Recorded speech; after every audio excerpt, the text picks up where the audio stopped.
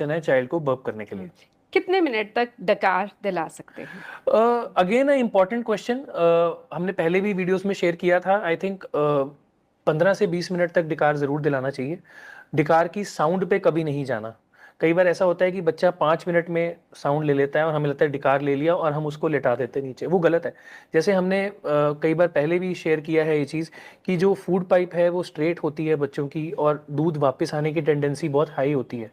तो 15 से 20 मिनट का टाइम दूध को लगता है पेट से आगे मूव करने में। इसीलिए ये टाइम हम डिफाइन करते हैं। चाहे आपको ये टाइम ज़्यादा लगे, आपको लगता है कि इतनी देर कौन करेगा, मदर थक जाएगी और हमारे पास कोई सपोर्ट के लिए नहीं है, और बट आई थिंक वो चीज़ें सब सेकेंडरी हैं। एक पॉइंट ऑफ टाइम पे बेबी को जो